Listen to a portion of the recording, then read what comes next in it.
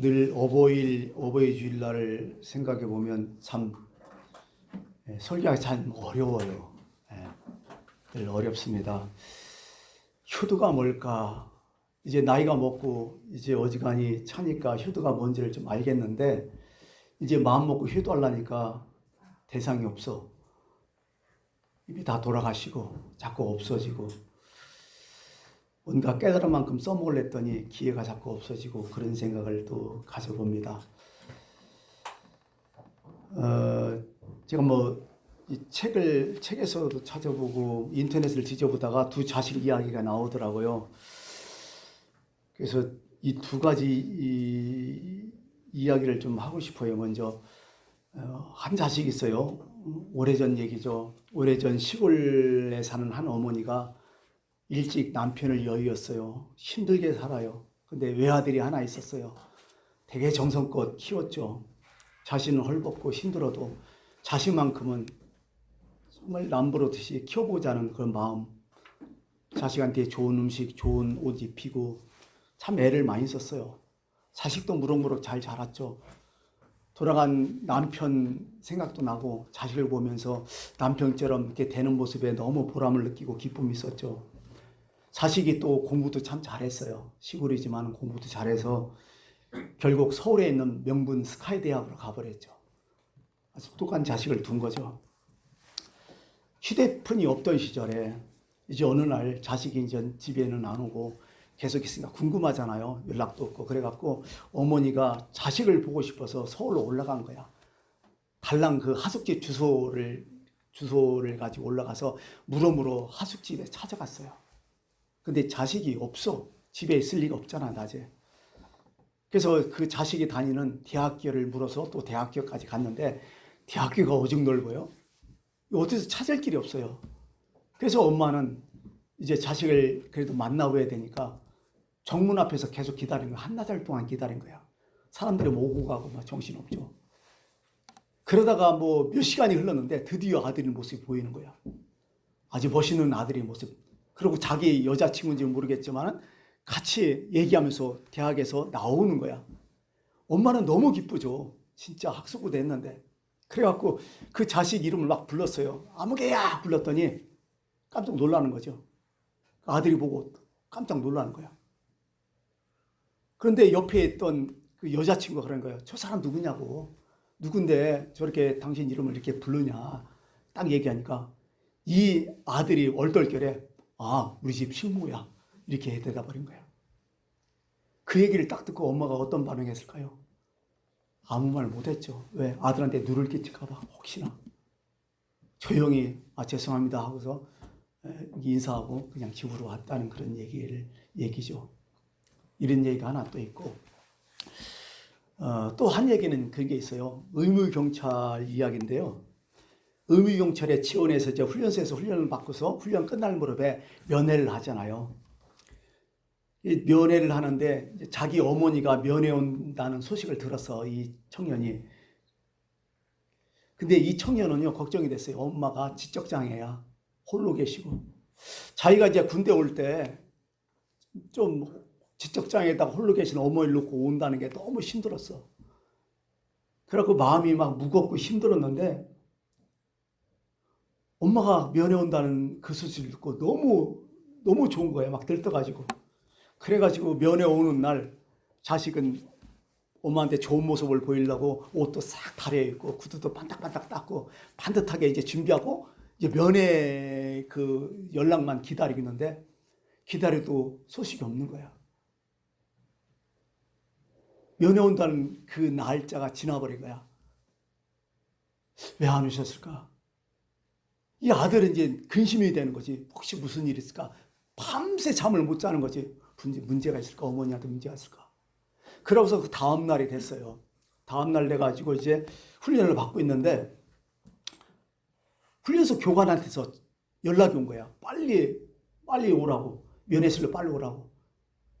아니게 다를까 면회실에 딱 갔더니 자기 엄마가 계시는 거야. 전날 그렇게 애타게 기다렸던 어머니 모습을 보면서 너무 반가워갖고 어머니 왜 이렇게 인제 오셨냐 이렇게 물었더니 오다가 사고를 당한 거야. 면회 오다가 소마치기한테 자기 지갑을 다 뺏겨버린 거야. 거기에는 휴대폰도 있었고 거기에는 돈도 있었는데 다 뺏겨간 거지. 그래갖고 어머니가 직격장애니까 무작정 순수한 마음으로 밤새도록 걸어갖고 온 거야, 훈련소를. 아침에 도착한 거야, 이렇게 해서. 그래서 아들을 만난 거지. 그래서 어머니가 다행히 이제 싸갖고 온 음식은 그냥 있으니까 그 음식을 풀어놓은 거죠. 김밥하고 그 전날 사다 놓은 치킨. 이 김밥을 먹으려니까 아들 냄새가 어떻게 되겠어요? 날씨도 뜨겁고 저녁 내내 이렇게 있으니까 김밥이 확 셔버린 거야. 아들은 아무 소리 안 하고 그 김밥을 먹는 거죠. 엄마가 싸준 게 제일 맛있다고. 역시 엄마 거야 막 하면서 먹었다는 거죠. 우리가 볼 때는 그거 참 힘들겠다 생각하지만 아들은 진심이었지도 모르겠어요. 예. 이 사연을 듣고 이제 부대에 있던 동기들 아니면 그 사병들, 그 교관들이 십시일반 돈을 걷어갖고 어머니한테 차배드리고 무사히 보냈다는 그런 얘기죠. 아마 이 청년이 아마 10년 전에 이걸 썼는가 봐요. 10년이라는 세월이 흘렀지만은 지금도 엄마가 싸다 준 그 군대에서 먹었던 신김밥이 나는 지금까지 제일 맛있었다고 그런 얘기를 하더라고요. 두 사람의 청년이 있잖아요. 누가 성공한 거예요 도대체? 어느 집이 행복한 거예요? 아니면 누가 잘 살고 있는 거예요? 우리는 좀 생각을 좀 해봐야 되니까 이런 생각이에요. 공자의 제자 자유라는 사람이 있어요. 물었어요. 스승님, 효가 무엇입니까? 그러자 공자가 한마디로 답변을 했어요. 효란 봉양만 잘한다고 하는 것이 아니다. 그것은 동물들도 할 수 있다. 효란 부모를 공경하는 것이다. 그러면서 효의 백행 지원, 효는 인간 모든 행위의 근본이 된다. 여러분 까마귀 알잖아요. 까마귀가 제일 엄청 똑똑하잖아요. 그리고 까마귀는요, 자기 부모가 아프거나 늙으면요, 부모가 죽을 때까지 그 까마귀가 먹이를 물어다 갖다가 목에 봉양한대요. 계속 죽을 때까지. 그 까마귀래요, 그게. 참 어떻게 보면 까마귀가 영물이죠. 살모사라는 얘기 들었죠? 죽일 살자, 어미 못자. 무슨 얘기예요? 어미를 죽인다는 뜻이요. 살모사는 새끼를 낳으면 새끼가 어머니를 먹고 살아요. 그래서 어머니를 죽이는 거예요. 짐승들도 그런 모습이 있다는 얘기죠. 예. 한낱 날짐승인데도 그죠? 이런 모습이 보인다는 거죠. 근데 우리는 어떻게 살고 있습니까? 효란 무엇일까? 인터넷에서 요즘 떠도는 인터넷에 효란 무엇일까? 뭐 단어적인 걸 한번 찾아봤어요. 이렇게 나와요. 핏줄의 사랑으로 이어진 윤리이고 보온의 도리로서 섬기는 기강이고 자식이 부모를 섬기는 도리를 뜻하는 말이다. 좀 어렵죠. 하여간 중요하다는 얘기죠. 지금부터 1980년대 대학생들한테 설문조사를 냈어요. 효가 무엇이냐? 1980년대죠. 효는 무엇이라고 생각하느냐? 이게 얘기했더니 그 당시에 어떻게 얘기했냐면 효는 부모님 마음을 상하지 않게 하는 것이다. 이렇게 나왔어요. 전반적으로 다. 부모님의 마음을 상하지 않게 하는 것이다. 그러면서 뭐 정성을 다해 보필해야 한다. 이것은 좀뿐이 안 나오고. 1980년대부터 이런 생각을 갖고 있었다는 거죠. 그러다가 2000년대 초에 이번엔 중고등학생들한테 물어봤어요. 효는 무엇이냐 했더니 부모님께서 나를 신경 쓰지 않도록 최대한 행동을 조심하는 것이다. 두 번째는 즐거움을 드리는 것이다. 부모를 기쁘게 하는 것, 이렇게 나왔어요. 가만히 보면요, 참 소극적이에요. 이제 다들, 그죠? 어쩌면 부모님이 나한테 신경 쓰지 않고 신경 쓸 일 없게 하고, 그죠? 기쁘게 해주는 이게 효라고 생각했고, 또 그 다음에 이제 2000년대 요즘 최근에 조사한 발표하면 이것은 초등학교 5, 6학년들이 됐는데 효는 무엇이냐 물었더니 설문조사 이렇게 나와요. 효하면, 첫 번째 질문, 효하면 어떤 생각이 드냐 그랬더니 남학생의 경우는 부모 공양을 생각했고, 여학생은 엉뚱하게 그 재활용법 주는 할머니 할아버지를 생각했대요. 효란, 그렇게 생각했다네요. 그러면서 두 번째, 만약에 부모가 치매에 걸릴 경우 너는 어떻게 하겠냐 했더니 거의 다 노인 전문 시설에 다 맡기겠다 이렇게 나와요. 요즘은. 예. 그러면 요즘은 또 그런 게 있어요. 만약에 아들이 없는 그 집에 대일사로 들어간다면 너는 어떻게 하겠느냐 남학생들 물었어요. 그랬더니 여자들도 그렇고 남자들도 그렇고 긍정적으로 다 대답했어요. 그렇게 하겠다는 거예요. 그러니까 이게 남녀가 이게 뭐 의미가 없어졌어요. 뭐 남자 쪽, 여자 쪽 이것도 의미가 없어진 거지. 할 수 있다는 거예요. 다들 여자도 받아들이겠다는 거예요. 그런 식으로 다 되고요. 그 집 가서 대를 이은다는 거예요. 쉽게 말해서 그렇게 하겠다는 거예요. 또 한 가지 이제 가족들이 놀러 갈 경우에 만약에 집에 있는 불필요한 부모님이 계시면 너 어떻게 하겠느냐 했더니 어떻게 하겠어요? 같이 모시고 간다는 사람 전혀 없고 가까운 친척이든지 지인한테 맡기고 간다는 거예요. 요즘은 그렇게 되고 있잖아요. 소소히 답변이긴 하지만 어떤 놈들은 이렇게 했어요. 부모를 버릴 수도 있다 이런 생각도 있더라고요. 보니까 많이 변했다는 거죠. 이렇게. 예전에는 부모 공양이 첫 번째였어요. 왜 그럴까요?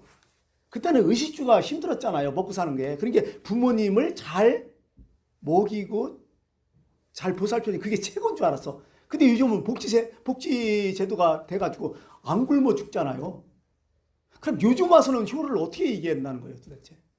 요즘은 좀 바뀌었어요. 요즘은 이구동성으로 해요. 효는 뭐냐? 삶의 의미를 부여해주는 것이 바로 효도다는 거예요. 아직도 내가 너를 위해서 살아있어야 될 어떤 의무가 있다. 어떤 목적이 있다. 이것을 부모가 마음에 먹도록 하는 것이 효라는 거예요, 요즘은. 잘 먹고 잘 사는 게 이제 두 번째라는 거죠. 살아야 할 이유를 제공해 주는 거예요, 부모한테. 그래, 내가 아직도 내가 살아있어야 되기 때문에. 이게 진짜 효도라는 거예요, 지금. 가령 이제 부모가 그렇게 할 수 있죠. 아유, 내가 진작 죽었어야 하는데. 아직 안 죽어서 저 걸 보고. 이게 불효라는 거예요, 쉽게 말해, 요즘은. 막 입버릇처럼 그 부모가 그렇게 한다면, 이거 무지장 잘못하고 있는 거예요, 지금. 그죠? 그 디모데후서 보면 말세에 대해서 나오는 징조들이 많잖아요. 그 중에 하나가 부모를 거역하며 이런 게 나와요. 부모를 거역하며. 말세 때문에 이런 일이 많다는 거예요, 이제. 부모를 거역하는 사람들이 너무 많다는 거죠. 사실은 기독교가 초창기에 와갖고 핍박을 많이 받았잖아요. 박해도 많이 받고. 그 이유가 뭐예요? 우리는 재산 문제 때문에 아니면 조선시대의 어떤 근간이 중요하냐요. 나라의 중성, 부모의 효도. 이게 깨어졌기 때문에 박해를 많이 받았다. 이렇게 얘기를 하죠. 근데 크게 따져보면 두 가지야. 하나는 정치적인 문제고 하나는 이런 조선사회의 어떤 윤리 문제였어요. 그 당시에는 그렇잖아요. 남인과 서인이 싸우고 있을 때 아니에요. 그렇게 대부분 남인 계통에서 이제 신앙을 받아들인 사람이 많았으니까 서인들이 어떤 박해를 시작한 거죠. 뭐 병이 박해, 기회 박해, 신유 박해 이런 것들이. 두 번째는 아까 재산 문제, 효의 문제라는 거죠. 기독교는 뭐냐? 얘기했을 때는 딱 두 가지요. 무근, 무부. 임금도 없고 부모도 없다 이런 식이죠. 왜? 하나님을 아버지로 여기니까. 그 당시에 아버지가 누구예요? 두 아버지가 있잖아요. 왕하고 부모님 아니요. 근데 갑자기 하나님 아버지를 다 껴버리니까 완전 이렇게 해갖고 사실 핍박을 많이 받았다는 거죠. 어느 선교사가 이제 중국에 이제 선교 활동을 가갖고, 중국도 이제 아무래도 이가 좀 강한 곳이니까 그래서 기독교를 전파하는데 이게 여기에 막혀버린 거야. 아까처럼. 기독교는 부모를 우습게 여긴다. 제사도 안 지낸다. 뭐 이런 식으로 해버리니까. 그래서 선교사가 그곳에 가장 유명한 유학자를 모시고 단판을 졌다는 거죠. 그러면서 성경을 쫙 펴보면서 효에 대한 이야기를 쭉 했다는 거죠. 그래서 오늘 어버이 주일이니까 성경에 나오는 효에 대한 이야기들, 효에 대한 낱말들을 좀 몇 개 적어갖고 왔어요. 뭐 이런 것들이죠. 뭐 신명기에 보면 그의 부모를 경홀히 여기는 자는 저주를 받을 것이요 모든 백성은 아멘할지니라. 너는 내 하나님 여호와께 명령한 대로 내 부모를 공경하라. 그리하면 내 하나님 여호와가 내게 준 땅에서 내 생명이 길고 복을 누리리라. 잠언서에 보면 내 부모를 즐겁게 하며 너 낳은 어미를 기쁘게 하라. 아비를 조롱하며 어미를 순종하기를 싫어하는 자의 눈은 골짜기에 까마귀에 쪼이고 독수리 새끼기에 먹이리라. 출애굽기에는 이렇게 나오죠. 자기 아버지나 어머니를 치는 자는 반드시 죽일지니라.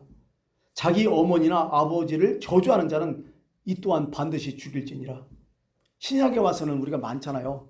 에베소서 자녀들아 주 안에서 너희 부모에게 순종하라. 이것이 옳으니라. 예수님이 하신 고르반 이야기가 뭐예요? 마가복음 7장에 나온 고르반 이야기가 그런 거죠. 논리는 간단해요. 이런 거죠. 내가 하나님 앞에 드린다고 해서 부모를 소유하면 이건 아무것도 아니라는 거야. 그죠? 내가 분명히 살아계신 부모님한테 공양하고 모든 의미를 다해야 되는데 무조건 그것도 안 하고 무조건 하나님 앞에 제물 드린다? 그거 문제라는 거지. 그런 짓 하지 말라는 거예요. 이게 고르반 이야기예요. 디모데전서 5장 8절 우리한테도 얘기하죠. 누구든지 자기 친족 특히 자기 가족을 돌보지 아니하면 믿음을 배반한 자요 불신자보다 더 악한 자니라. 믿음 생활하면서 자기 가족 전혀 돌보지 않은 인간들 있잖아. 막 내팽개놓고. 뭐 기독교에는 많이 없지만 이단에는 많잖아요. 이거 문제라는 거예요. 이건 믿음 배반한 사람들이라는 거죠.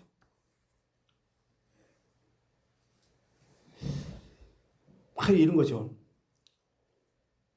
우리가 잘하는 것이 에베소 6장 1에서 3절 아니야? 자녀들아 주 안에서 너희 부모에게 순종하라. 이것이 옳으냐? 내 아버지 어머니를 공경하라. 이것이 약속인 첫 계명이니 이로써 내가 잘되고 땅에서 장수하리라. 뭐 이런 얘기를 쭉 했더니 그 중국의 유학자가 그러더래요. 아, 이러면 내가 예수 믿겠다고 하더래. 실제적으로 성경을 몰랐던 거죠. 성경에는 효를 상당히 많이 강조하겠다는 거죠. 특히 아까 얘기했듯이 약속 있는 첫 계명, 복을 받을 수 있는 첫 계명이 뭐냐? 간단하다는 거죠. 부모 공경이라는 거죠. 여러분이 얼마를 가지고 있었다. 그러면 여러분 투자를 하잖아요, 요즘은요. 근데 가만히 보세요. 우리가 살아가면서 어디다 많이 투자를 많이 해요? 부모예요, 자식이에요? 여러분이 투자를 한다면. 성경은 간단해요. 부모에게 투자하는 것이 훨씬 이득이라는 거예요. 자식보다도. 쉽게 말해서. 근데 우리의 삶은 어떻게 돼요? 자식한테 투자를 더 많이 하잖아요, 지금. 성경 말씀대로라면 약속 있는 첫 계명이다. 이건 네가 땅에서 장수하고 잘 될 것이다, 형통할 것이라는 거예요. 부모에게 투자하는 사람은. 그죠? 이게 우리가 살면서 실제로 부모 계시면 부모한테 투자를 더 많이 하라는 거야. 자식보다도, 자기 자식보다도. 근데 우리는 거꾸로 지금 행동을 하고 있는 거죠. 어떻게 보면. 효자가 효자를 낳는다고 하잖아요.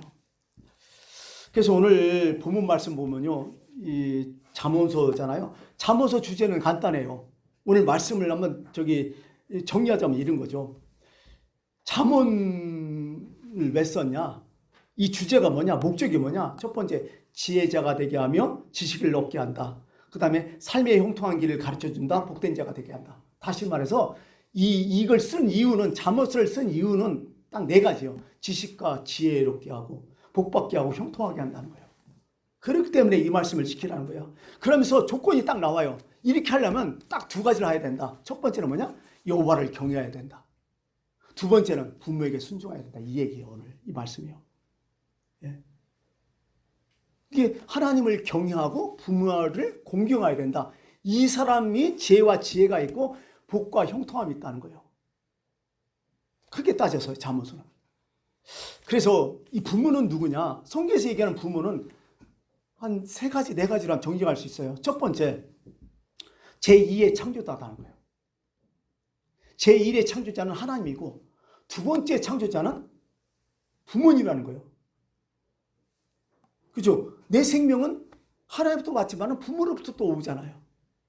이게 하나님과 부모님이 같이 협력해서 나를 만들었다는 얘기죠.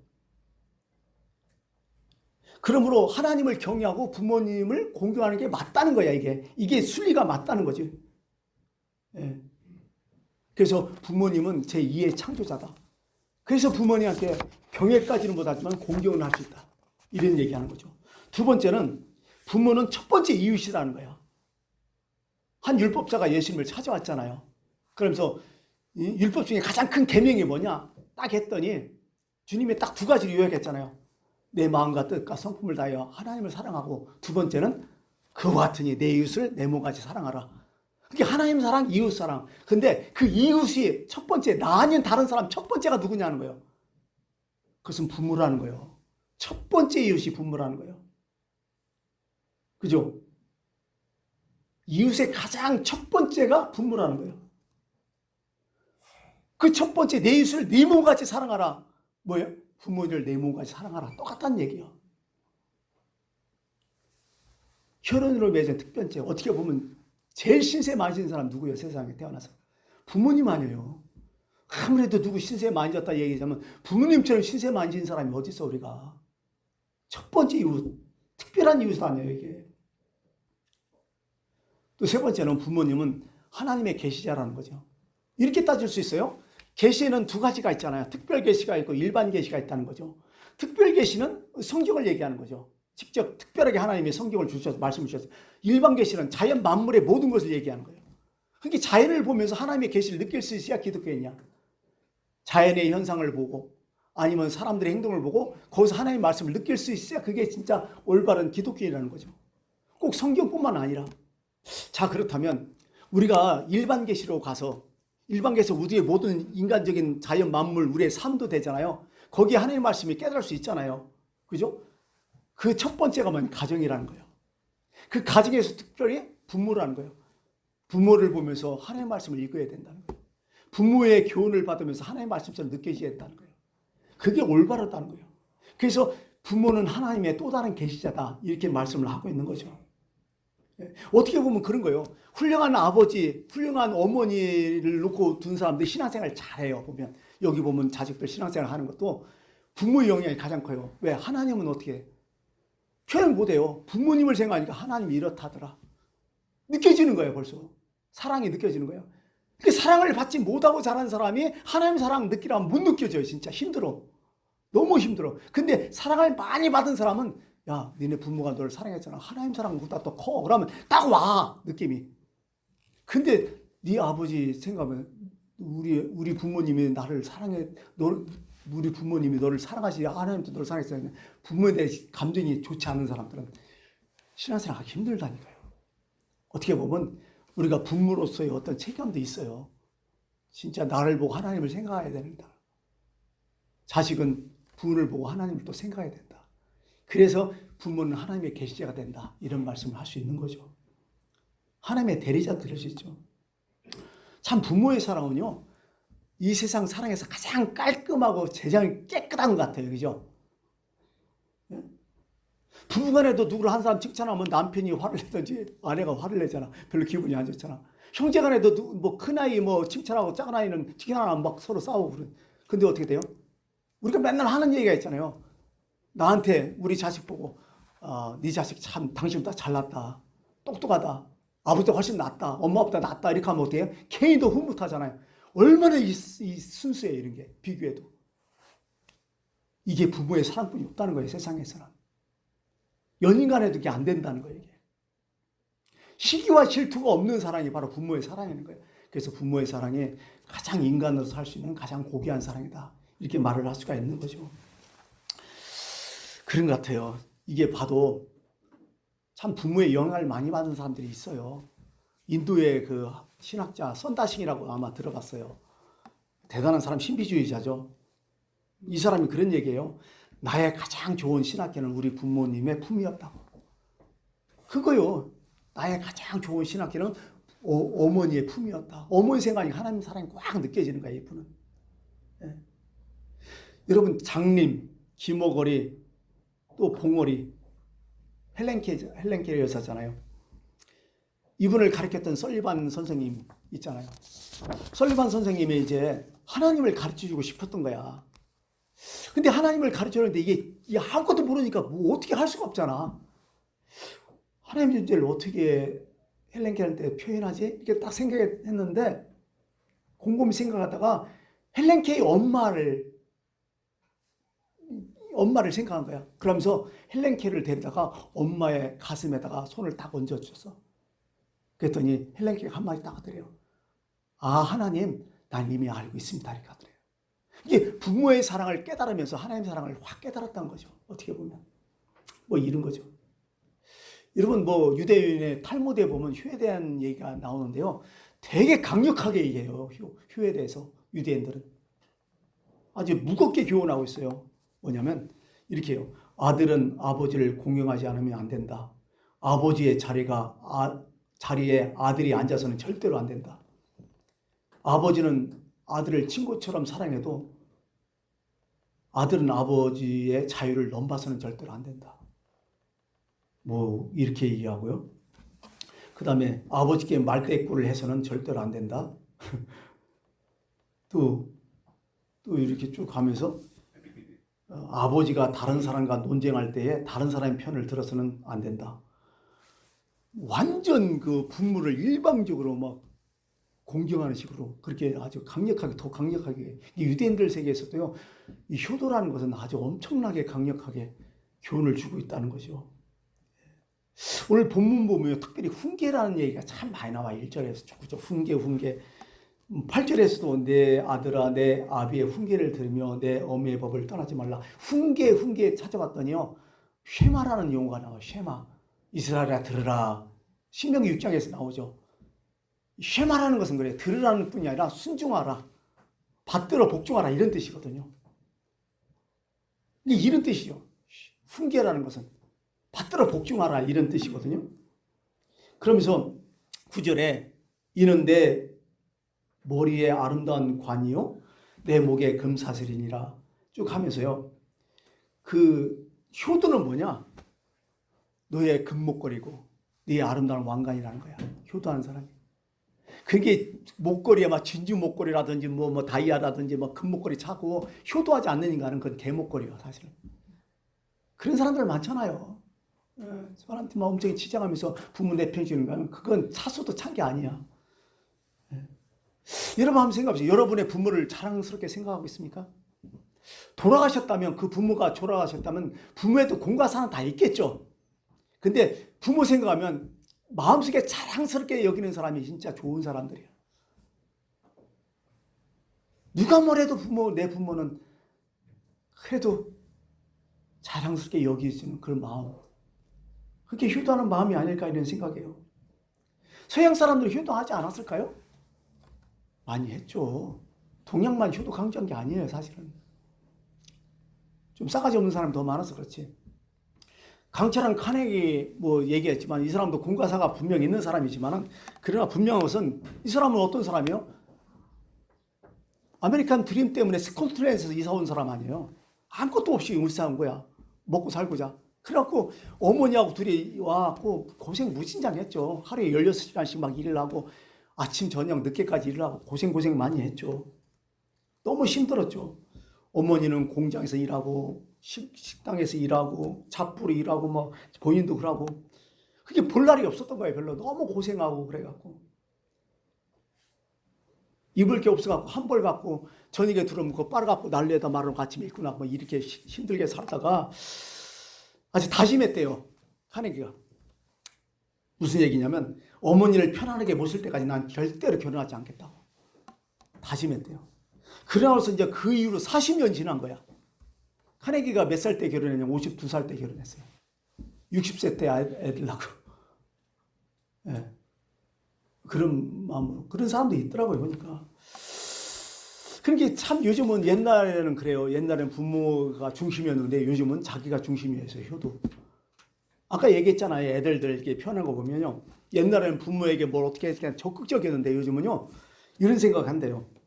내가 행복한 것이 부모가 행복한 것이다. 그게 내가 잘 돼야 된다. 이게 효도라고 생각한대요. 이게 맞을지는 모르겠지만은 때로는 그래요. 지가 무슨 대단한 일을 한다고 뭐 부모에게. 아까 고르반 얘기했지만 요즘도 많아요. 그런 사람들이.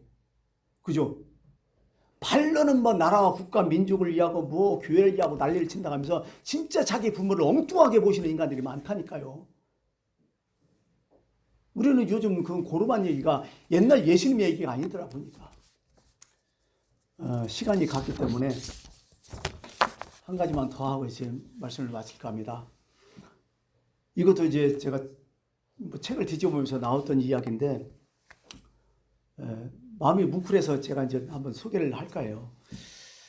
어느 여자의 사연이에요. 어떤 어머니의 사연인데 본인이 결혼 8년 동안 자식이 없었대요. 근데 그 8년 동안 그 시댁에서 무진장이 서러운 세월을 지내고 있었던 거죠. 하여간 문제가 있으면 다 며느리, 시어머니는 며느리, 옳게 뭐 이 얘기를 계속 하는 거죠. 시어머니가 시누이가 하루를 멀다 하고 계속 구박하고 이혼해라. 이러면서 아니 못 배웠으면 애라도 낳아야지. 다른 집은 애도 잘 나는데 너는 못 배우고 애도 못 나냐. 못 나는 아무것도 못하는 주제에 왜 우리 집에 있냐. 막 엄청나게 쏟아 부었는가 봐요. 그게 이 여자는 괴로운 거죠. 그죠? 죽고 싶은 적이 한두 번이 아니었대요. 너무 힘들었대요. 그러고 나서 결론 8년 만에 아들을 낳은 거야. 그렇게 그리워던 아들을 낳았어요. 지금 만 3살이 되었죠. 그런데 또 이제 어떤 주제가 바뀌냐면 애를 낳았으니까 애 못 낳는다는 얘기는 못하고 이렇게 얘기하는 거죠. 너는 네가 못 배워서 애를 잘 키울 수가 있겠느냐. 그러니까 내가 재산 일부를 띄워줄 테니까 넌 딴 데 가서 이혼하고 딴 데 가서 살아라. 애는 우리가 잘 키우겠다. 이런 얘기를 한대요 자꾸. 예. 가슴이 저미죠. 너무 힘들죠. 그 결혼사진, 그 흔한 결혼사진도 집안에 없대요. 아들이 돌 때 돌사진을 찍잖아요. 돌사진을 찍는데 자기들은 다 찍고 그 엄마만 빼는 거예요. 할머니, 할아버지, 시누이, 또 남편을 다 찍었는데 자기 엄마만 빼는 거예요. 돌사진 때. 그리고 2살 때 사진을 또 찍었대요. 찍었는데 어떻게 찍었을까요? 엄마는 싹 빼놓고 애만 찍은 거야. 그러고 걸어놓고. 참 얼마나 그 자존심, 그 상처가 많겠어요. 그런 중에 시누이가 이제 결혼할 때 갖고 시누이가 이제 고등학교 선생인데 같은 선생님을 이제 사귀었는데 그 집안이 이제 가방끈이 좀 긴가 봐요. 시누이도 뭐 석사, 뭐 남자친구도 석사, 박사 코스도 밟고 있고 그 자기 시아버지는 또 박사학위가 2개래. 그리고 자기 신랑은 경영학 석사. 난들 기고 날르는 똑똑이들이지 어떻게 보면. 이거 읽으면서 그랬어요. 남편이 병신 같다고. 그런 생각을 번쩍 했어요. 예. 왜 결혼했냐 그랬더니 남편이 그 당시에 뿅 가가지고 어려운 그렇게 힘든 결혼을 남편 우겨갖고 한 거예요. 그랬죠. 이제 고집으로 남편 고집으로 결혼을 한 거죠. 그러면서 너무 힘들게 살아가는 거죠. 그렇게 시간이 흘러서 11년이 됐죠. 아들은 이제 만 3살이 3살이 넘었고 이렇게 했는데 지난 토요일 날 가족들끼리 모여서 식사를 쭉 하고 있어요. 할머니, 할아버지, 뭐 시아고, 뭐 고모, 고모부, 그죠? 자기 남편이 이렇게 쭉 식사를 하고 있는데 이 아들이 어린 아들이 식사를 하다 말고 딱 일어나더래. 갑자기 일어나가지고 할머니, 할아버지, 고모부 이렇게 옆에 있는 사람 딱 쳐다보면서 톡 던지는 말이 여러분 저를 사랑하세요? 이렇게 묻더래요. 다들 어른들은 다 뻥 쪘지 뭐. 그러면서 아들이 정확히 하면서 자기 엄마 자기를 보면 그러더래요. 그럼 저분이 우리 엄마한테 저분과 똑같이 나를 사랑해 주세요. 딱 하더래요. 그러면서 집안에 우리 엄마 사진이 하나도 없는데 누가 보면 내가 고한 줄로 알겠다고. 우리 엄마 사진 나하고 좀 찍어달라고 그렇게 딱 하더래요. 효자요. 그죠? 그 소리 그분이 펑펑 울었다는 거예요. 저녁 내내. 그래서 그걸 수기로 이제 저가 그렇게 보냈더라고요. 예. 참 그래요. 그죠? 뭐 갑자기 여자 시집살이로 돌아갔지만은 그러나 이 3살 먹은 아들 참 잘 키웠다는 생각이 들어요. 이제 정리를 좀 해야죠. 오늘 말씀은 그래요. 지식이 있고 지혜가 있고 형통하고 복을 받으려면 2가지를 해야 된다. 첫 번째 여호와를 경외해야 된다. 2번째는 부모를 공경해야 된다. 여기서 결정된다. 오늘 성경 말씀은 간단해요. 그래서 여러분, 우리는 지식, 지혜의 근본이 뭐 여러 가지 배웠지만, 그러나 배움의 근본은 하나님 경외고 부모 공경이에요. 이게 기본이 된다, 이 말씀을 합니다. 기도하겠습니다. 아버지 하나님, 오늘 어버이 주일을 맞이하여서 성경에서 어버이의 공경을 무엇으로 얘기할까? 하나님은 어떤 말씀으로 우리에게 어버이를 공경하러 갈까 전했습니다. 주여, 우리가 살아가면서 부모님을 일찍 여인 분도 계시고 아직 부모님이 있는 분도 계시고 여러 가지 다양한 상태가 있는데, 그러나 우리 마음속에는 항상 부모에 대한 동경, 그리움, 또 살아계신다면 최선을 다해서 부모님을 공경하는 그런 마음을 가질 수 있도록 도와주옵소서. 예수님의 이름으로 기도합니다. 아멘. 찬송가 576장을 부르겠습니다.